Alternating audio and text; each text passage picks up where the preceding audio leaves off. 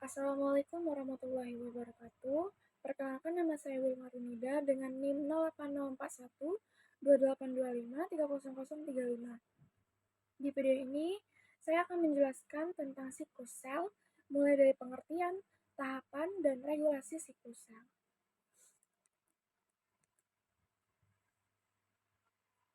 Pengertian siklus sel adalah rangkaian proses yang terjadi pada sel, mulai dari pertumbuhan sel, replikasi materi genetik atau DNA, pembelahan sel menjadi dua sel. Mulai dari pentingnya siklus sel. Kenapa sih siklus sel itu penting? Siklus sel itu mendukung pertumbuhan organisme, mengganti sel yang rusak atau mati, memperbaiki jaringan tubuh, berperan dalam reproduksi terutama organisme uniseluler.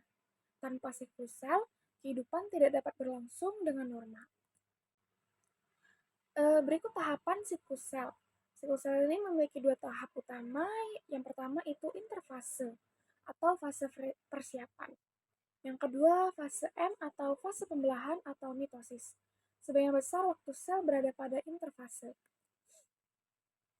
Kita masuk ke interfase. Interfase merupakan fase terpanjang dalam siklus sel. Terdiri dari fase G1 atau GAP1, yaitu pertumbuhan sel, fase S atau sintesis, yaitu replikasi DNA, fase G2 atau GAP2, yaitu persiapan pembelahan sel. Kita masuk ke fase pertama, yaitu fase G1 atau GAP1.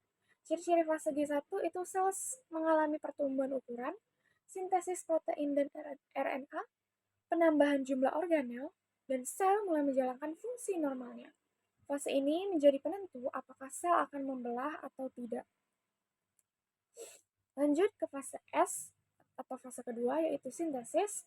Fase S merupakan tahap dalam interfase di mana terjadi penggandaan materi genetik pada fase ini. DNA direplikasi sehingga sel memiliki salinan lengkap sebelum pembelahan sel. Ciri-ciri fase S itu terjadi replikasi atau penggandaan DNA. Setiap kromosom membentuk dua kromatid saudara. Informasi genetik disalin secara identik. Kita lanjut ke fase ketiga atau fase G2, yaitu GAP2. Fase G2 adalah tahapan lanjutan setelah fase S, di mana sel mempersiapkan diri untuk memasuki mitosis dengan memastikan semua komponen sudah siap. Ciri-ciri fase G2 itu sel melakukan pengecekan DNA atau quality control. Yang kedua, memperbaiki kesalahan replikasi jika ada. Sintesis protein untuk pembelahan dan persiapan pembentukan benang spindle. Kita masuk ke fase M atau mitosis. Fase M adalah tahap pembelahan inti sel yang menghasilkan dua inti sel baru yang identik secara genetik. Ciri-ciri fase M itu terjadi pembagian kromosom, menghasilkan dua inti sel identik, diikuti oleh sitokinesis atau pembelahan sitoplasma. Tahapan mitosis. Mitosis merupakan proses pembelahan inti yang berlangsung secara bertahap untuk memastikan distribusi materi genetik berjalan dengan tepat. Tahapan mitosis itu ada 4, ada profase, metafase, anafase, dan telofase. Masuk ke pertama yaitu profase. Profase itu tahap awal mitosis, yang dimana struktur dalam inti sel mulai mengalami perubahan sebagai persiapan pembelahan.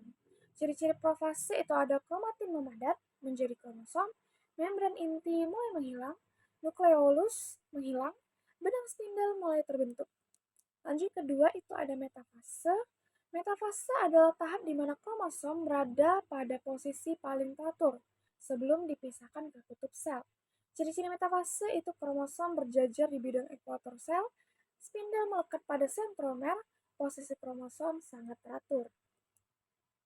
Lanjut ke anafase.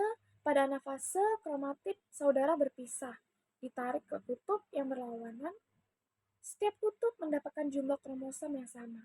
Tahap ini merupakan inti dari proses pembelahan karena materi genetik benar-benar dipisahkan sehingga nantinya setiap sel anak memperoleh DNA yang identik. Kita lanjut ke telofase. Pada telofase, kromosom tiba di kutub sel. Membran ini terbentuk kembali, jadi kromosom kembali menjadi kromatin. Terbentuk dua inti sel. Fase ini menandai akhir dari mitosis, di mana sel mulai kembali ke kondisi normal dengan dua inti yang siap menjadi dua sel terpisah. Kemudian ada sitokinesis. Sitokinesis merupakan proses pembelahan sitoplasma yang terjadi setelah mitosis. Proses ini menghasilkan dua sel anak yang identik secara genetik. Pada sel hewan, sitokinesis ditandai dengan terbentuknya lekukan membran, sedangkan pada sel tumbuhan terbentuk lempeng sel karena adanya dinding sel. Regulasi siklus sel diatur oleh protein pengendali yaitu siklin dan CDK atau siklin dependent kinase. Selain itu, terdapat checkpoint atau titik kontrol yaitu G1, G2, dan M. Checkpoint berfungsi untuk memastikan bahwa sel berada dalam kondisi siap dan tidak mengalami kesalahan sebelum melanjutkan ke tahap berikutnya.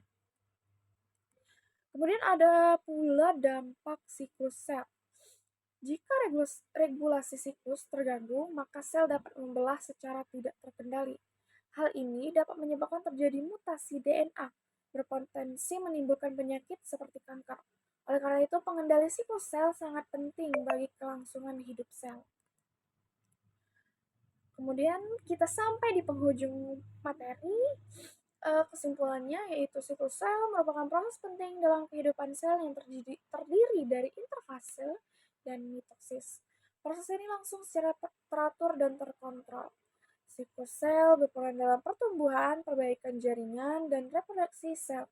Selain itu, pengaturan siklus sel sangat penting untuk menjaga kestabilan materi genetik dan mencegah terjadinya kelainan seperti kanker. Itulah tadi penjelasan dari saya mengenai siklus sel. Semoga materi yang saya sampaikan dapat membantu teman-teman semua. Terima kasih sudah menonton video ini sehingga akhir. Saya akhiri. Wassalamualaikum warahmatullahi wabarakatuh.